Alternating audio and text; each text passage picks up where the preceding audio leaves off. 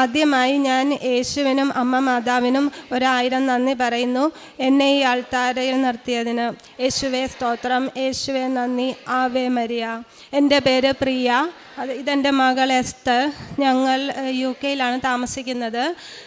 ഞാൻ 2019 ഓൺലൈനായി ഉടമ്പടി എടുത്തത്. അന്ന് ഞാൻ ഒത്തിരി വിഷമങ്ങളിലൂടെ കടന്നു പോവുകയായിരുന്നു. അപ്പോൾ ഉടമ്പടി എടുത്തതിൻ്റെ 3-ാം ദിവസം ഞാൻ എല്ലാ ദിവസവും 5:30 എണീറ്റ് പ്രാർത്ഥിച്ചു. അപ്പോൾ എൻ്റെ കയ്യിലുണ്ടായിരുന്ന ഒരു മുഴ മാറിപ്പോയി. അതുപോലെ ഞാൻ UK പോയിട്ട് ഒത്തിരി നാളായെങ്കിലും എനിക്ക് ഒരു നല്ല ജോലിയില്ലായിരുന്നു. ഞാൻ ആ സമയത്ത് ഒരു നേഴ്സിങ്ങിന് അഡ്മിഷന് വേണ്ടി ഒരു യൂണിവേഴ്സിറ്റിയിൽ അപ്ലൈ ചെയ്തു. എന്നാൽ അവർ എനിക്ക് അഡ്മിഷൻ തന്നില്ല. ഞാൻ അവിടെ തന്നെ മാത്സും ഇംഗ്ലീഷും പഠിച്ച് സർട്ടിഫിക്കറ്റ് കൊടുത്താലേ കിട്ടുകയുള്ളൂ എന്ന് പറഞ്ഞു. അപ്പോൾ ഞാൻ മാത്സ് വളരെയധികം പാടാണ്. ഞാൻ അമ്മ മാതാവിനോട് പ്രാർത്ഥിച്ചുകൊണ്ട് ഞാൻ അത് പാസ്സായി. മാത്സിൻ്റെ സർട്ടിഫിക്കറ്റ് സബ്മിറ്റ് ചെയ്തു.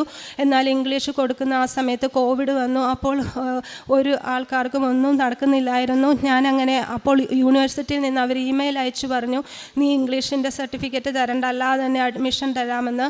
അങ്ങനെ എനിക്ക് അവിടെ അഡ്മിഷൻ കിട്ടി. ഓൺലൈനായിട്ടാണ് ക്ലാസ്സുകളെല്ലാം നടന്നത്. എന്നാൽ ഞാൻ അമ്മ മാതാവിനോട് ബോധജ്ഞാനത്തിൻ്റെ സിംഹാസനമായ മാതാവെ എന്നെ പഠിപ്പിക്കണമേ എന്ന് പറഞ്ഞു. അങ്ങനെ എനിക്കൊന്നും അറിയില്ലെങ്കിലും എല്ലാ അസൈൻമെൻറ്റുകളും മാതാവ് എനിക്ക് പാസ്സാക്കി തന്നു. ഞാനങ്ങനെ 2022 ഇവിടെ നേരിട്ട് വന്ന് തീർത്ഥാടന ഉടമ്പടി എടുത്തു. അതെടുത്തു കഴിഞ്ഞ് ഞാൻ തിരിച്ചുപോയി. അപ്പോൾ എൻ്റെ നേഴ്സിംഗ് കംപ്ലീറ്റ് ആയിട്ട് ഞാൻ പാസ്സായി. എന്നെ മാതാവ് ഗ്രാജുവേഷൻ ചെയ്യാൻ സഹായിച്ചു. അത് കഴിഞ്ഞ് ഞാൻ 2023 വീണ്ടും ഇവിടെ വന്ന് ഉടമ്പടി പുതുക്കുകയും ജപമാല റാലിയിൽ പങ്കെടുക്കുകയും ചെയ്തു. എന്നാൽ ആ സമയത്ത് എനിക്ക് വളരെയധികം വിഷമത്തോടുകൂടി എനിക്ക് ഒത്തിരി രോഗങ്ങൾ ഉണ്ടായി. കൊളസ്ട്രോൾ, ഫാറ്റി ലിവർ, അങ്ങനെ ഒത്തിരി പ്രശ്നങ്ങൾ. ഞാനിവിടെ വന്ന് അച്ഛനെ ഒന്ന് കാണാനായിട്ട് അവസരം ചോദിച്ചു. അപ്പോൾ ഒരു ബ്ലെസ്സിങ്ങിന് അവസരം കിട്ടി. അങ്ങനെ ഞാൻ ഈ അൾത്താരയിൽ വന്ന് എൻ്റെ സർട്ടിഫിക്കറ്റുകളെല്ലാം അച്ഛനെ കാണിച്ചു. അച്ഛൻ അപ്പോൾ ഈ മാതാവിൻ്റെ ഈശോയുടെയും ഗ്രോട്ടയിൽ വെച്ച് പ്രാർത്ഥിച്ചു. തിരിച്ച് എന്നെല്ലാം ടെസ്റ്റ് ചെയ്തപ്പോൾ ഒരു മരുന്നും കഴിക്കണ്ട എന്ന് പറഞ്ഞു. അത് കഴിഞ്ഞ് ഞാൻ ഒരു ജോലിക്ക് വേണ്ടി പാസ്സായെങ്കിലും ആ സമയത്ത് ഒത്തിരിയേറെ നേഴ്സുമാർ പുറം രാജ്യങ്ങളിൽ നിന്ന് വന്നതുകൊണ്ട് അവിടെ ജോലി കിട്ടാൻ ബുദ്ധിമുട്ടായിരുന്നു. ഞാൻ പല ഇൻ്റർവ്യൂവിന് അപ്ലൈ ചെയ്തെങ്കിലും ഒന്നും കിട്ടിയില്ല. എന്നാൽ മാതാവിൻ്റെ കാശ് രൂപവും ഉപ്പുമായിട്ട് എനിക്ക് കിട്ടിയ ഒരു ഇൻ്റർവ്യൂവിന് ഞാൻ പോയി. അവിടെ ചെന്നപ്പോൾ അവർക്ക് ഈ ഇൻ്റർവ്യൂവിനെ പറ്റി ഒരു വിവരവും ഇല്ല എന്ന് പറഞ്ഞു. എന്നാൽ 1 മണിക്കൂറിന് ശേഷം അവർ പറഞ്ഞു, ഒരു സ്ത്രീ നിൻ്റെ ഇൻ്റർവ്യൂ ചെയ്യാമെന്ന് സമ്മതിച്ചു എന്ന് പറഞ്ഞു. അങ്ങനെ ആ ലേഡി വന്നപ്പോൾ ഒരു മാതാവ് തന്നെ വന്ന് എന്നെ ഇൻ്റർവ്യൂ ചെയ്ത പോലെയാണ് തോന്നിയത്. വളരെയേറെ ടഫായ ക്വസ്റ്റ്യൻസ് ആയിരുന്നെങ്കിലും എനിക്ക് അതെല്ലാം നല്ലപോലെ പറയാൻ വേറൊരാൾ എന്നിലൂടെ പറയുന്നതായിട്ടാണ് ഞാൻ മനസ്സിലാക്കിയത്.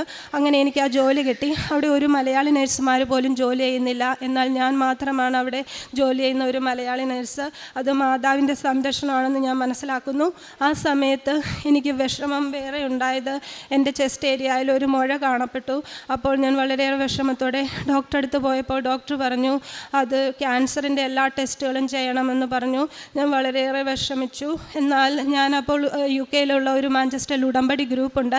ആ ഗ്രൂപ്പിൽ ജോയിൻ ചെയ്ത് ജപമാല പ്രാർത്ഥനയെല്ലാം നടത്തുന്നുണ്ട്. അതിലെ കോർഡിനേറ്ററായ ഷാനു എന്ന സഹോദരിയോട് ഞാൻ പ്രാർത്ഥനാ സഹായം അഭ്യർത്ഥിച്ചു. അങ്ങനെ ആ ഗ്രൂപ്പിലിട്ട് ജപമാല ചൊല്ലി പ്രാർത്ഥിച്ചു. അന്ന് രാത്രി ഞാൻ കിടന്നുറങ്ങുമ്പോൾ കൃപാസന മാതാവിൻ്റെ കൊച്ചു ഗ്രോട്ടോ ഇങ്ങനെ സ്വപ്നത്തിൽ പൊങ്ങി വന്ന് അതൊരു തീക്കട്ടയായിട്ട് മാറി. അന്ന് പിറ്റേന്ന് ഞാൻ ടെസ്റ്റിന് പോയപ്പോൾ അവർ പറഞ്ഞു ക്യാൻസർ പോലുള്ളതൊന്നും ആണെന്ന് തോന്നുന്നില്ല, എങ്കിലും 100% ഷുവറാക്കാൻ വേണ്ടി ബയോപ്സി ചെയ്യണമെന്ന് പറഞ്ഞു. അപ്പോൾ ഞാൻ സ്കാനിങ്ങിന് കിടന്നപ്പോൾ ഈ കാശുരൂപം പിടിച്ചുകൊണ്ടാണ് കിടന്നത്. അപ്പോൾ എൻ്റെ ഉള്ളിൽ നിന്നൊരു സ്വരം പറഞ്ഞു, ഓക്കെ ബയോപ്സി ചെയ്യേണ്ട, ഇത് ദൈവമഹത്വത്തിനുള്ളതാണെന്ന്. അങ്ങനെ ഞാൻ ആ ഡോക്ടറോട് പറഞ്ഞപ്പോൾ അവർക്ക് എന്നോട് ദേഷ്യമായി. അവർ പറഞ്ഞു എന്തുകൊണ്ടാണ് ബയോപ്സി ചെയ്യാത്തത്? ഞാൻ പറഞ്ഞു സാരമില്ല. അവർ പറഞ്ഞെങ്കിൽ 6 മാസം കഴിഞ്ഞ് വീണ്ടും ടെസ്റ്റിന് വരണമെന്ന് പറഞ്ഞു. അപ്പോൾ ഞാൻ തിരിച്ചു ചെന്നപ്പോൾ കുടുംബക്കാരും എൻ്റെ ജോലി സ്ഥലത്തുള്ള എല്ലാവരും എന്നെ വഴക്ക് പറഞ്ഞു, നീ എന്തുകൊണ്ടാണ് ബയോപ്സി ചെയ്യാത്തത്? എന്തെങ്കിലും ഉണ്ടെങ്കിൽ വേഗം കണ്ടുപിടിച്ച് ചെയ്യാമെന്ന്. പക്ഷേ ഞാൻ ബൈബിൾ വായിച്ചപ്പോൾ അബ്രഹാത്തിൻ്റെ വിശ്വാസത്തിൻ്റെ പരീക്ഷണങ്ങളെ പറ്റിയുള്ള ഇതാണ്. അപ്പോൾ ഞാൻ ഉറച്ചു വിശ്വസിച്ചു, മാതാവെ എന്നെ സാക്ഷിയാക്കണമേ എന്ന്. ഈ 6 മാസം ഞാൻ കടന്നുപോയപ്പോഴും ജോസഫ് അച്ഛൻ എപ്പോഴും പറയാറുണ്ട്, ഉടമ്പടി എടുത്തവർ തീയുള്ള പാതയിലൂടെ കടന്നുപോയാലും അവർക്ക് പൊള്ളലേൽക്കുകയില്ല എന്ന്. എനിക്ക് അതേ അനുഭൂതിയായിരുന്നു. 6 മാസക്കാലം ഞാനൊരു ഭയവും ഇല്ലാതെ ധൈര്യത്തോടു കൂടി തന്നെ നടന്നു. അങ്ങനെ 6 മാസത്തിന് ശേഷം ഞാൻ ടെസ്റ്റ് ചെയ്തപ്പോൾ അവരെല്ലാവരും പറഞ്ഞു ഒരു ചേഞ്ചസും വന്നിട്ടില്ല, അതുകൊണ്ട് ഇപ്പോൾ ഇത് ഹാംലെസ് ആയിട്ടുള്ള മുഴയായിട്ടാണ് തോന്നുന്നത്, ഇനി എന്തെങ്കിലും ചേഞ്ചസ് ഉണ്ടെങ്കിൽ നീ വന്ന് ടെസ്റ്റ് ചെയ്താൽ മതി എന്ന് പറഞ്ഞു. ഈ സമയങ്ങളിൽ എൻ്റെ കൂടെ പഠിച്ചിറങ്ങിയ ഒരു ചൈനക്കാരിക്ക് യേശു ആരാണോ ഒന്നും അറിയില്ല. ആ മകള് എന്നെപ്പോലെ ജോലി അന്വേഷിച്ച് വിഷമിച്ച് നടന്നു. ആദ്യം ഞാൻ യേശുവിനെ പറ്റിയും മാതാവിനെ പറ്റി പറയുമ്പോൾ അവർക്കൊരു പുച്ഛമായിരുന്നു. പക്ഷേ അവരൊരു ദിവസം വളരെ വിഷമത്തോടു കൂടി എന്നോട് വന്ന് കരഞ്ഞു പറഞ്ഞു.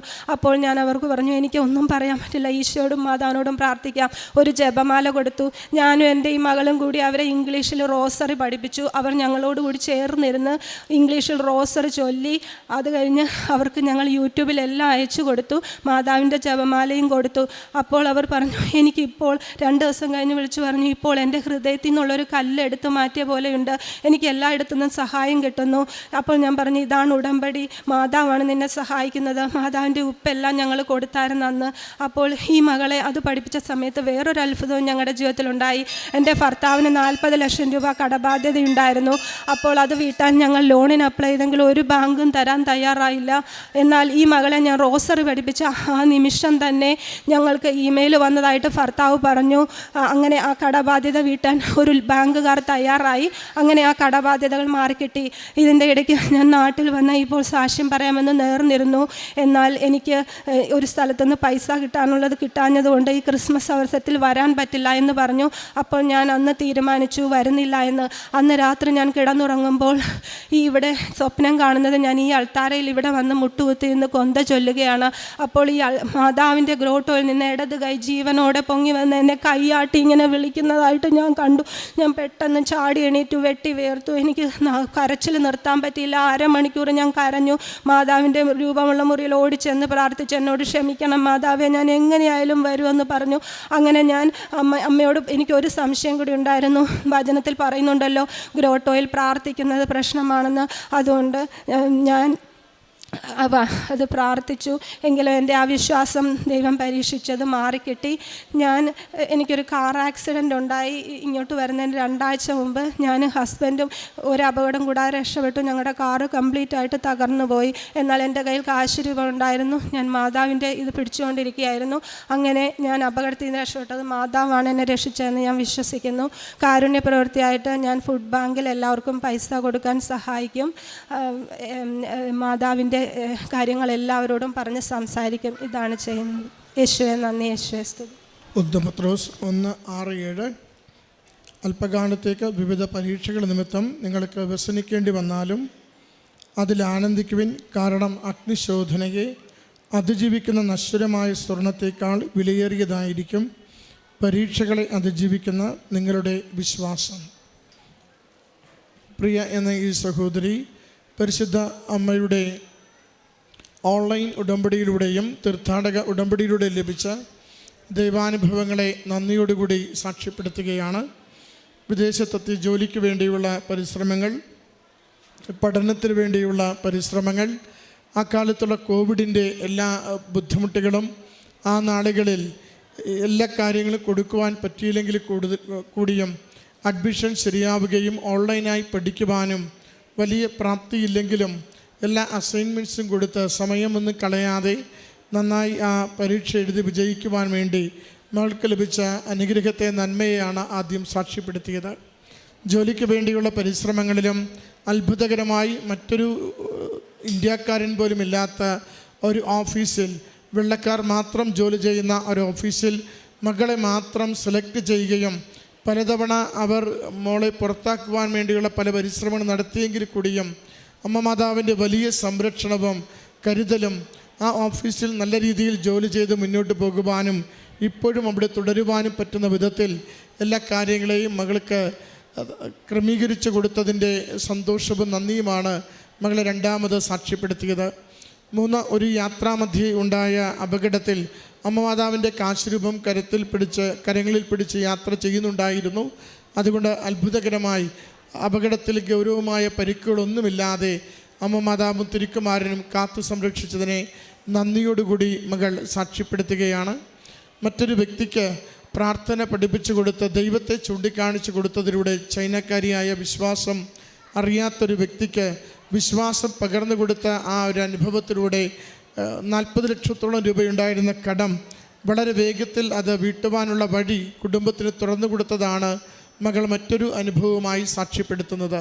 പ്രിയമുള്ളവരെ, മകളുടെ വാക്കുകളിൽ നമ്മൾ ആവർത്തിച്ച് കേൾക്കുന്നത് തക്ക സമയത്ത് നമ്മുടെ ജീവിതത്തിൽ ഇടപെടുകയും നമുക്ക് ആവശ്യമുള്ള നന്മകൾ നമുക്ക് വേണ്ടി ഒരുക്കി തരികയും ചെയ്യുന്ന അമ്മ മാതാവിൻ്റെ സഹായകയായ സംരക്ഷണത്തിൻ്റെ സാന്നിധ്യവും അതോടൊപ്പം തന്നെ ഒരു ദൂതനെ പോലെ നമുക്കൊപ്പം വന്ന് നമ്മുടെ പരീക്ഷകളിലും നമ്മുടെ ഇൻ്റർവ്യൂകളിലും നമുക്ക് സഹായകയായി അമ്മ മാതാവ് കൂടെ വന്നുകൊണ്ട് എന്ത് സംസാരിക്കണം, എങ്ങനെ പറയണം, എങ്ങനെ പെരുമാറണമെന്ന് ഓർമ്മിപ്പിച്ചുകൊണ്ട് നമുക്ക് വേണ്ടി മാതാവ് ഒരുക്കി വച്ചിരിക്കുന്ന ജോലിയിലേക്ക് നമ്മളെ എത്തിച്ചേരും വരെ നമുക്കൊപ്പം നിൽക്കുന്ന അമ്മയുടെ സാന്നിധ്യത്തെയാണ് മകൾ സാക്ഷ്യപ്പെടുത്തുന്നത്.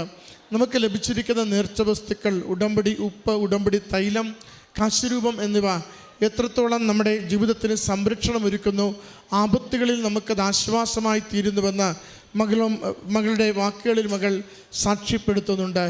വലിയ ആപത്കാലത്തിലൂടെ കടന്നു പോകുമ്പോൾ നാം ചെയ്യുന്ന സുവിശേഷ വേല, ദൈവത്തോട് പുലർത്തുന്ന വിശ്വാസവും ദൈവത്തെക്കുറിച്ച് മറ്റുള്ളവർക്ക് പകർന്നു കൊടുക്കുന്ന ആ സ്നേഹപൂർവമായ സന്തോഷത്തിൻ്റെ വർത്തമാനങ്ങളും ദൈവത്തെ പറഞ്ഞു കൊടുക്കുന്ന, വിശ്വാസത്തെ പകർന്നു കൊടുക്കുന്ന നമ്മുടെ എല്ലാ പ്രവൃത്തികൾക്കും ദൈവം പ്രതിഫലം നൽകും എന്നതിൻ്റെ ഒരു അടയാളമായിട്ട് മകൾ പറയുന്നു.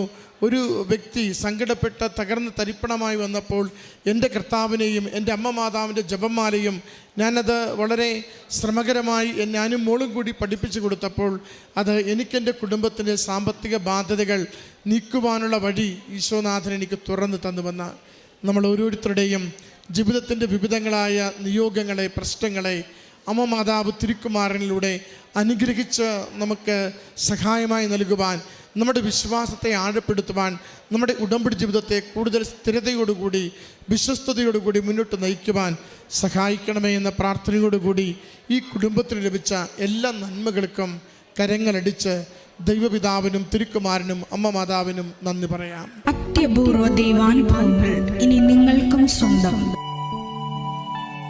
ഈ യൂട്യൂബ് ചാനൽ ഇതുവരെ സബ്സ്ക്രൈബ് ചെയ്തിട്ടില്ലെങ്കിൽ ഇപ്പോൾ തന്നെ സബ്സ്ക്രൈബ് ചെയ്യുക. ഈ വീഡിയോ ഇപ്പോൾ തന്നെ നിങ്ങളുടെ സുഹൃത്തുക്കൾക്ക് ഷെയർ ചെയ്തുകൊണ്ട് കർത്താവിൻ്റെ പ്രേക്ഷിതരാകുക.